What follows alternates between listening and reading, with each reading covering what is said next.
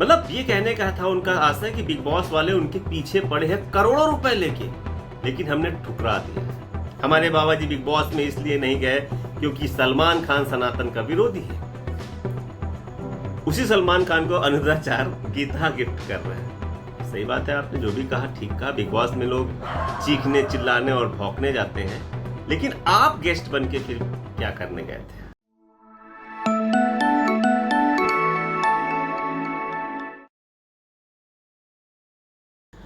नमस्कार, स्वागत है आपका कबीर न्यूज पे। मैं हूं जितेंद्र कमल। वो करोड़ों रुपए दे रहे हैं लेकिन हम नहीं जा रहे हैं। मैं आज हाँ कर दूं तो मेरे पास करोड़ों रुपए रख जाएंगे, अरबों रुपए रख जाएंगे। मैं शेर हूं, कुत्तों की लाइन में नहीं दौड़ता। ये सब मैं नहीं कह रहा, या आप मेरे लिए मत सोचिए। ऐसा मेरे लिए कोई करोड़ों रुपए लेके नहीं बैठेगा और ना ही कोई आएगा मेरा मुंह बंद कराने के लिए। मैं लिखता हूं, बोलता हूं, दनादन बोलता हूं, लेकिन यूटर्न बहुत ही कम लेता हूं। लेकिन जिस बाबा ने, जिस कथावाचक ने यूटर्न लिया है, वो गजब का लिया है भाई, बहुत गजब का यूटर्न लिया। ये जितनी बातें मैंने कही हैं, ये सब एक कथावाचक ने एक पॉडकास्ट में बोली हैं, और आज वो लगातार ट्रोल हो रहा है। जिस दिन से वो बातें निकली और आज तक ट्रोलिंग रुक नहीं रही। हमारे यहाँ एक कहावत है, बीछी का मंत्र जानो नहीं तो फिर सांप के बिल में हाथ मत डालो। लेकिन इस कथावाचक को एक अलगी शौक लगा है। जिस चीज का बात करो उस चीज का पे ज्ञान देना शुरू कर देते हैं।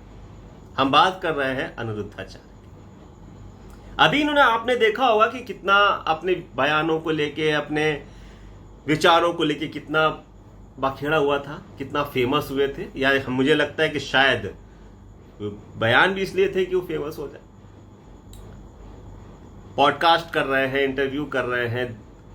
शायद इनके क्षेत्र भी कंपटीशन बहुत ज्यादा है, तो उसमें अन्य लोगों से भी तो आगे निकलना है, इसलिए उन्होंने माध्यम चुना, टेलीविजन का चुना और मोबाइल का माध्यम चुना। एक पॉडकास्ट में बड़ी बड़ी बातें बोल गए, लेकिन जैसे ही बिग बॉस 18 की शुरुआत हुई सलमान खान के साथ, बिग बॉस के पहले दिन, मतलब जब सलमान खान अपने प्रतिभागियों को इंट्रोड्यूस करा रहे थे, वहां पर जो गेस्ट बन के आए वो अनिरुद्धाचार्य। मैंने जितनी बातें पहले बोली वो सारी बातें अनिरुद्धाचार्य ने एक पॉडकास्ट में बिग बॉस में जब प्रतिभागियों को सिलेक्ट किया जाता उस समय बोली थी। तब अनिरुद्धाचार्य ने बोला था कि बिग बॉस की टीम कल ही आई थी, करोड़ों रुपए लेके खड़ी हुई है मुझे बिग बॉस में घर में जाने के लिए, ले जाने के लिए। मैं अभी हाँ कर दूं तो जाने कितने लोग चले आएंगे, जाने कितना पैसा दे जाएंगे।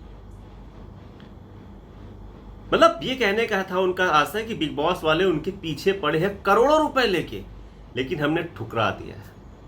सलमान खान के बारे में भी शायद कुछ बातें निकल के आ रही। उन्होंने बोला है कि सलमान खान की शो में नहीं जा रहे हैं इसलिए क्योंकि सलमान खान सनातन विरोधी है, और वो इसलिए शो में नहीं जा रहे क्योंकि वो सनातन का अपमान हो जाए। मतलब अपने आप को सनातन के प्रहरी दिखा रहे थे, करोड़ों रुपए ले नहीं रहे थे। और इवन बिग बॉस के शो को ये तक कह दिया था कि यहाँ चीखने चिल्लाने भौंकने वालों का शो है, मैं उसमें क्यों जाऊं। सही बात है, आपने जो भी कहा ठीक कहा। बिग बॉस में लोग चीखने चिल्लाने और भौंकने जाते हैं, लेकिन आप गेस्ट बन के फिर क्या करने गए थे? बड़ा प्रश्न ये है ना। आपको फिर बिग बॉस के शो को पूरी तरह से नकार देना चाहिए था। आपको सलमान खान के साथ स्टेज नहीं शेयर करना चाहिए था। आपको बिग बॉस के शो में किसी भी तरीके का प्रतिभागी तो छोड़िए, गेस्ट बनने के जाने का भी नहीं चाहिए था। आपको नहीं जाना चाहिए था। ये सब हम नहीं कह रहे हैं, ये सब दर्शक पूछ रहे हैं, उनके लोग पूछ रहे हैं।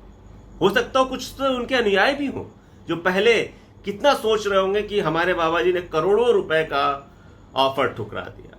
हमारे बाबा जी बिग बॉस में इसलिए नहीं गए क्योंकि सनातन के प्रहरी हैं। हमारे बाबा जी बिग बॉस में इसलिए नहीं गए क्योंकि सलमान खान सनातन का विरोधी है।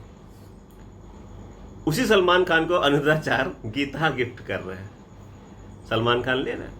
इवन गाली का भी जिक्र आया था कि कुछ तो लोग ऐसे हैं कि मैं बॉलीवुड वाले जैसा नहीं हूं जो गुटखे का प्रचार कर देते हैं। चलिए ठीक है, आपने गुटखे का नहीं तो गोबर का प्रचार किया। आपके पास तो कला है कि गोबर से गेहूं छान कर खा के आप किसी को भी दाम्पत्य जीवन को खुशहाल बना सकते हैं, उनको संतान की प्राप्ति करा सकते हैं। आप तो साइंस के बहुत बड़े ज्ञाता हैं, आपको हर चीज आती है, लेकिन यहां आप गलती कर गए।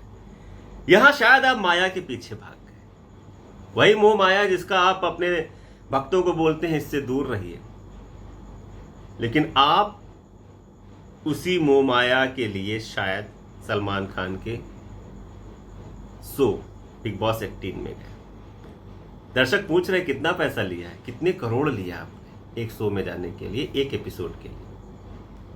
ऐसी क्या आन पड़ा कि आपको बिग बॉस में जाना पड़ा और सलमान खान से अपना प्रमोशन कराना पड़ा, या सलमान खान या बिग बॉस 18 के प्रमोशन के लिए आपको ही क्यों जाना पड़ा?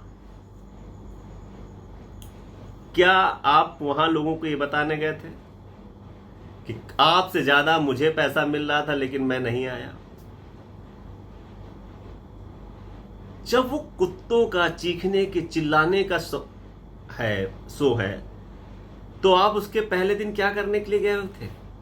शुरुआत में ही क्या करने गए थे? लोग ये भी पूछ रहे अब आप जब शेर अपने आप को कहते थे तो आपको किस श्रेणी में रखा जाए? दर्शकों देखिए, ये कथावाचक जरूर है, लेकिन आज मुझे यह लग रहा है कि हर कथावाचक बहुत ज्यादा महत्वाकांक्षी हो गया। भारत देश की एक सबसे बड़ी कमजोरी है भक्ति, ईश्वर, धर्म और उसमें शामिल धर्म ग्रंथ। वो इन पे इतना अटूट विश्वास करता है कि किसी को भी अपना कथावाचक को भी भगवान मान लेता है, उसकी कई बातों को करने लगता है।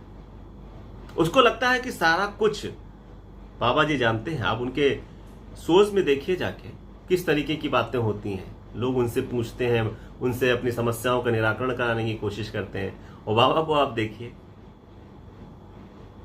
कथा वाचने वाले बाबा को क्या होना चाहिए? क्या इस मोह माया में पड़ना चाहिए?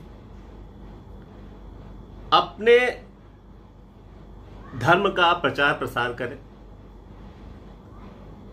जिस तरीके से आप कथा बांच रहे हैं, जिस ईश्वर की बांच रहे हैं, आप उनका प्रचार प्रसार करें। लेकिन आपको इतना ग्लैमर में होने की क्या पड़ी है?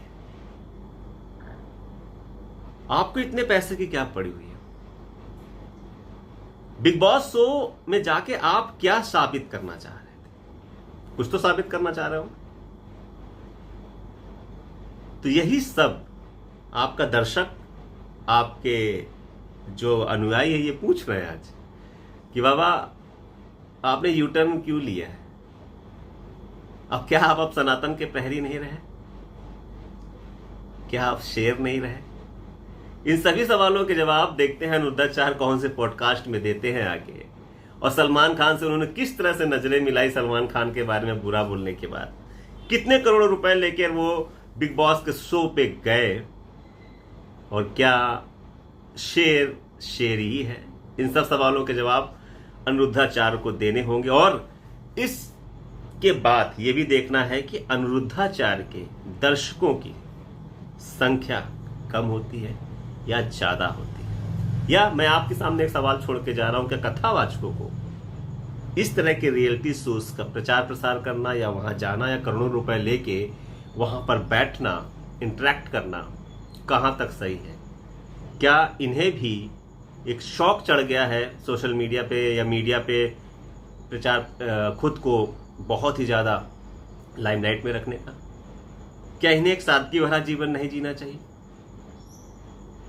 इन सब सवालों के साथ मैं आपको आज छोड़ के जा रहा हूं। प्लीज मुझे इसका जवाब दीजिएगा, और खासकर वो लोग तो जरूर दीजिएगा जो अनुरुद्धाचार्य के समर्थक हैं, उनको सुनने वाले हैं, उनकी कथा को सुनने वाले हैं।